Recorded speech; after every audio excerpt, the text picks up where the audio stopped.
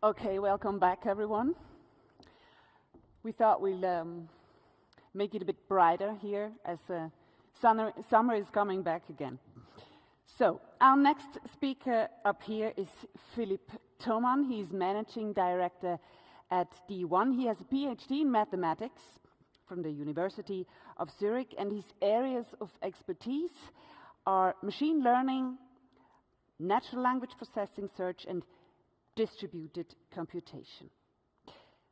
Artificial intelligence spearheaded by household names like ChatGPT, they perform complex tasks with a form of, semantic abilities. How to exploit this in an effective and in a secure way, Philipp Thomann will now present how to generate business values, and he will also explain why this innovation has both a business as usual impact as well as a game-changing impact. Philipp Thomann, the stage is yours.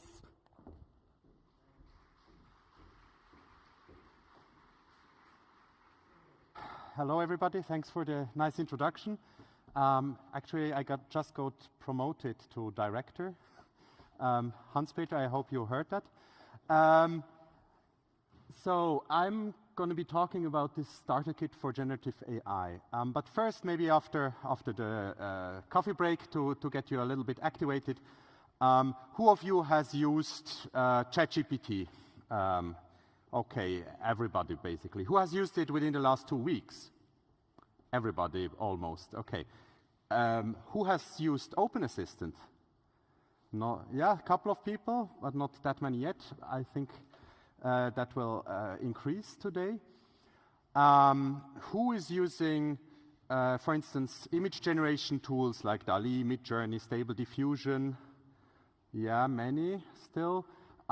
Who's using Whisper for speech to text? Who has tried that out? Not so many. Who has used or tried out the music gen by Meta that just came out like a couple of weeks ago? That generates music based on your prompt. Nobody? Ah, there's one. Good. It's kind of cool that happens now. Yeah. So, who's used GitHub Copilot? And who likes it? Okay. Yeah. Yeah. So we see there's lots of stuff going on here, and even today we have all these amazing talks that wouldn't have probably been possible like at the last SDS, most of them.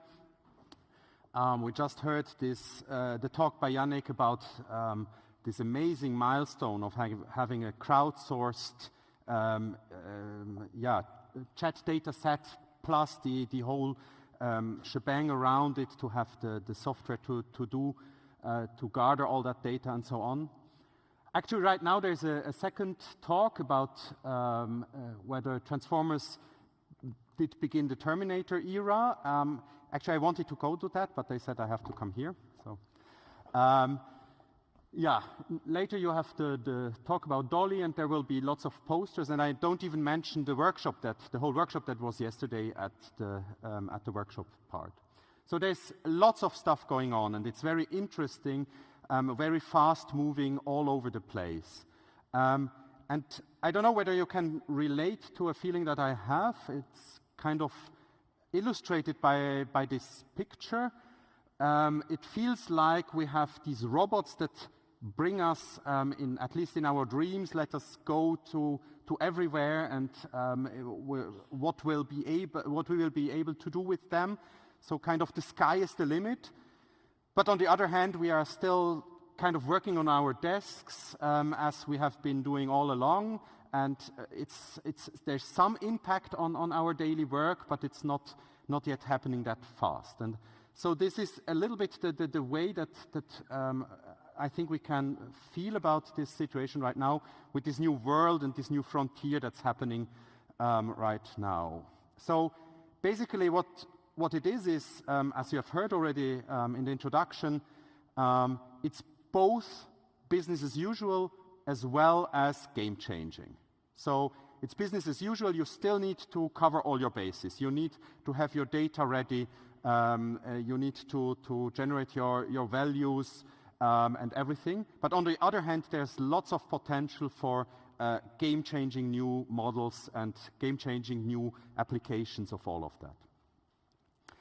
So because we are in now in this state of a little bit, it's like a superposition of these both things. It's kind of hard to give you within 20 minutes a decent description of what you should do now to bring your organization further and to start generating the value that is promised by all of these models. And so what I want to show you today is our starter kit.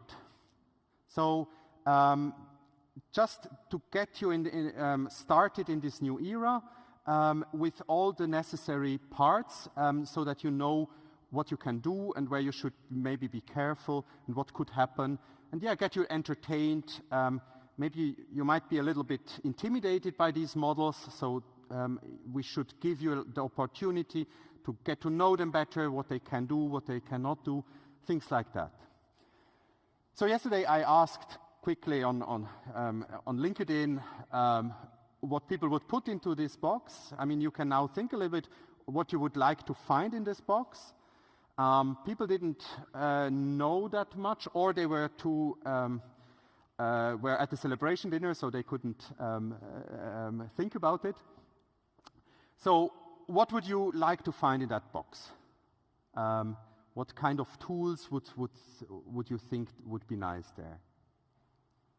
So, what we put into this box are the following treats.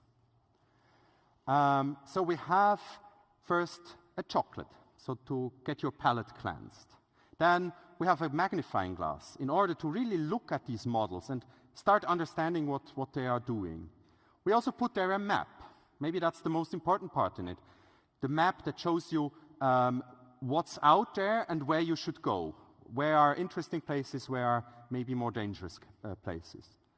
Then there's also a booklet of cases. So cool cases that we can prepare for you, or general overview of the use cases that are feasible now with these new possibilities. Also, there's my business card. So if you want to talk to me about these things, then it's like I hope it's like a lifesaver at some point for you. And then we now have also these the Academy courses where you can get really into understanding all of these possibilities. So with that, I'd like to start a little bit going through these items.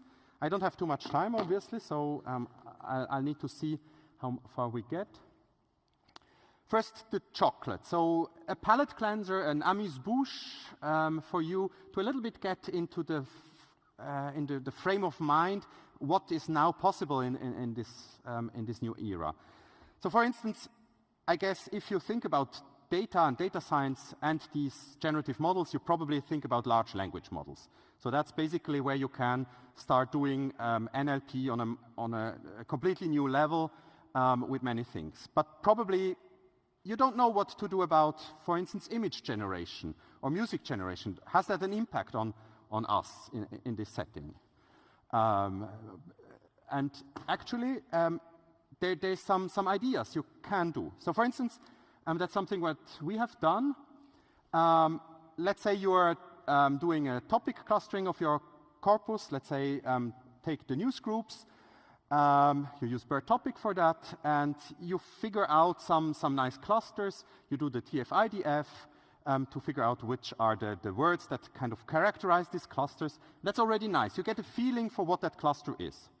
But it's a little bit, cumbersome to have these whole sentences or bags of words that describe it. You want to have something more concise, more recognizable. So you could do like where topic proposes, just ask a prompt to give you one word, but the one word might not be like a good description. So actually, now you just can generate images, like thumbnails for your clusters. It's quite easy. So if you look here, for instance, the first cluster, meat, organic, food, which of these pictures represents that? Probably it's quite easy to see, yeah, it's the right one there. Or on the other hand, say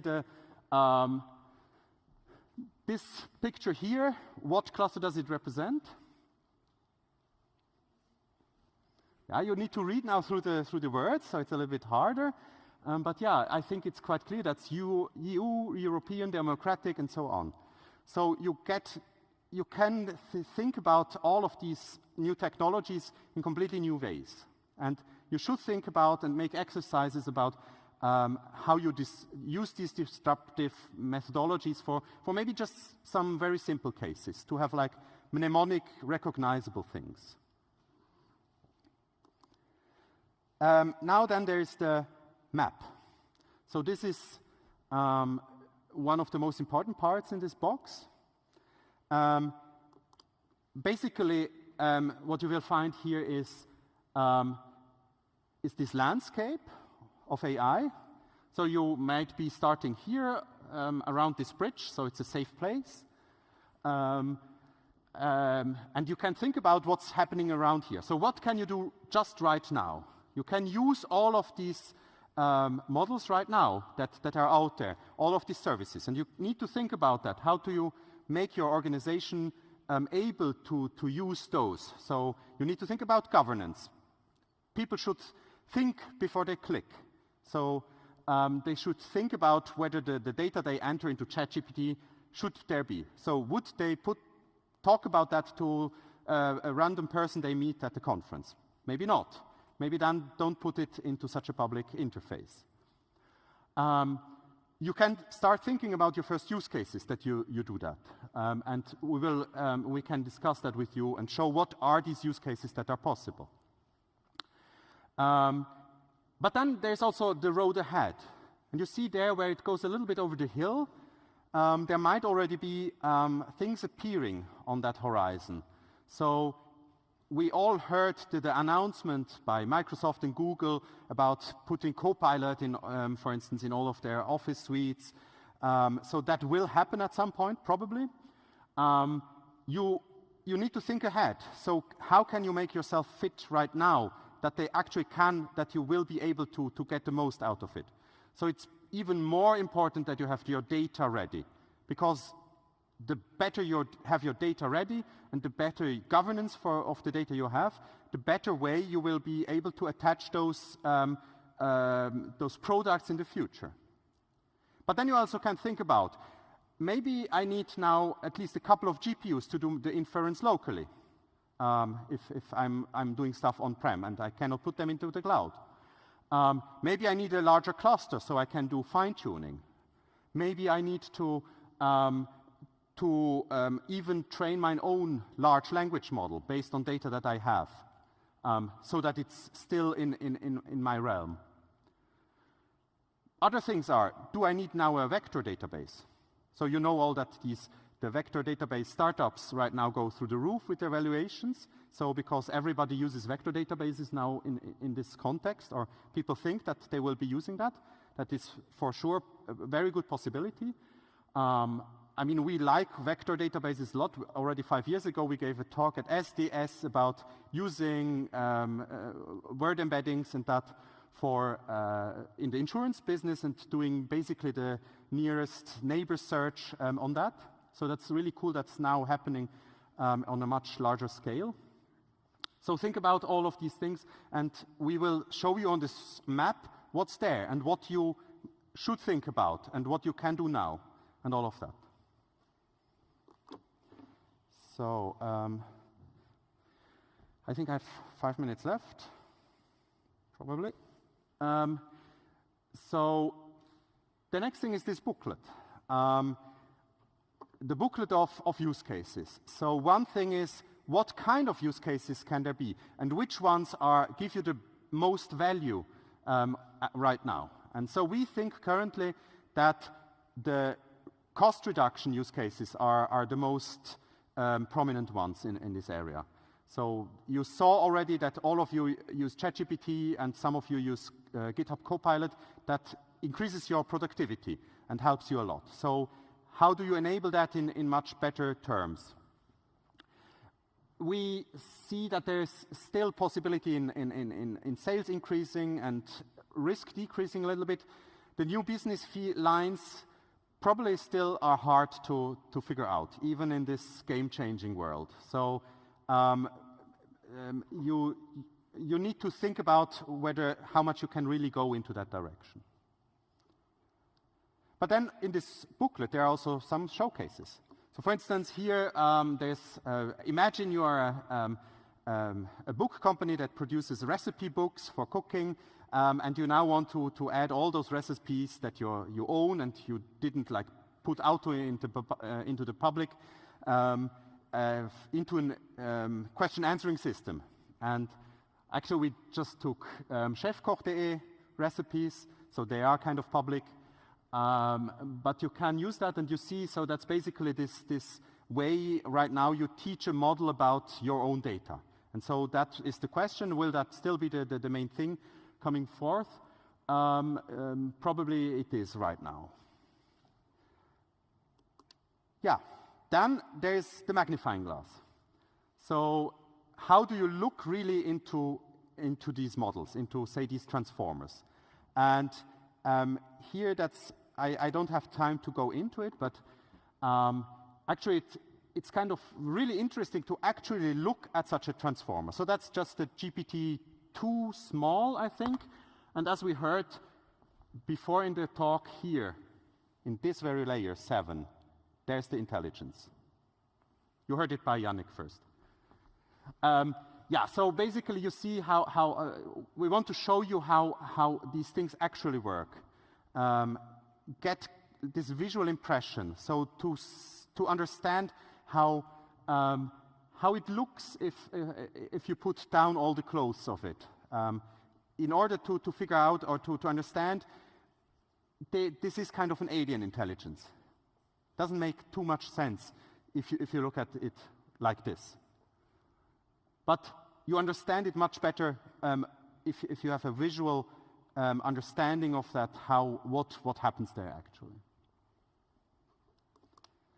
Yes, then there's the academic courses. So we just yesterday opened that up. So if you get this starter kit, you'll have a voucher for 10% off of your first course. So you will have several possibilities. Also this primer in generative AI for business. And others. Yeah, finally, my business card. So I'm really curious hearing about your cool ideas and questions at any point. So please contact me or come to the lounge and talk to me or my colleagues later on and in the future. And yeah, by that, basically you see what we put into this starter kit for you. There's one thing missing though. Well, the first thing is missing, where can you get it? So we are still figuring out a little bit the details, but you can register if you're interested in getting this box here on starterkit.d1.ai. But if you get a box, there's one thing we cannot give you because it's become much more valuable. And that's basically the compass that you have, that you need to figure out where to go now in this world. We can show you where are the pieces, but in the end you need to decide yourselves. And so we really think now in this frontier that we are, in this pioneering world again, creativity is really becoming important. Think out of the box. What are the things that are not in this box that we give you? But also think critically, cut through the bullshit. There are so many people claiming artificial general intelligence is about to happen and things like that. Maybe that's not the case. In the end, the good judgment is your compass. You need to figure out where to go with that, and these qualities really are important now for in this new world. So, thanks a lot, and let's start generating. Thanks, Philipp Thomann. Managing consultant, right? Good. Are there any questions in the room, in the front here? I'm Michel from UBS. Thanks very much, Philipp. It's been super interesting and very creatively done, so I enjoyed that a lot. I have one question on the use cases and the potential. The fourth line, that was about new business lines, new business idea, business models. Why is it so small, so low? Is it because we don't understand it properly yet, and it will take more time to kind of, I don't know, ingest it into let's say the new business idea thinking to bring it in there? Is it always going to stay there? I had a bit hopes that, just like these new capabilities will not only help us get like the chatbot to the next level, but really also help us come up with maybe, machines that are a bit better at reasoning and even helping us maybe come up with new ideas that we couldn't do in the past ourselves. So what's your thinking on this? Yeah, so I mean, there is some potential. I think the other potentials outweigh it. So because it's still really hard to come up with a new business line. There are new possibilities in that. And probably there's, as always, there's very much trial and error. And there's more error maybe than trials. But the part of errors in the number of trials will be rather huge. And so there will be some things that will become really the next big things. But yeah, these models still, if you look at them, they are somewhat still on a higher level limited. So you cannot do anything just with them. So that's why we think it's really still hard to get new business lines out of the current ones. Yeah, okay, thanks very much. Let's see. Time for another question over there. Already big movement, so let's see. Yes. Now what we're going to be talking about. Yeah. So obviously there is this Cambric explosion, but it's on a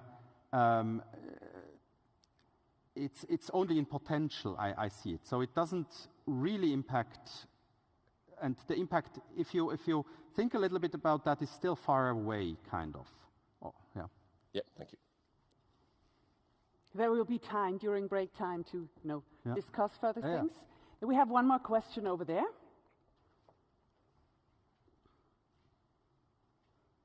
Thank you. I'm sorry to get you running. So you talk about decreasing risk, but there's also increased risk because you are now putting something, let's say automatic or semi-automatic into new processes, building new processes. So how would you deal with that? I mean, what are the changes you are seeing there? Yes, that's a very good point. I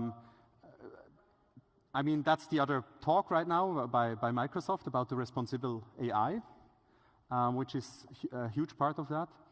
I mean, there's the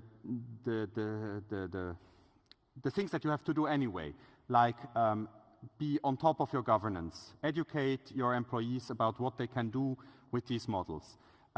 What are the implications, what are the possibilities, but also what are the risks. So on one hand, we all know that these models are hilariously hallucinating. So for instance, we fine-tuned DaVinci 003 on our social media texts, and it produced very nice social media posts.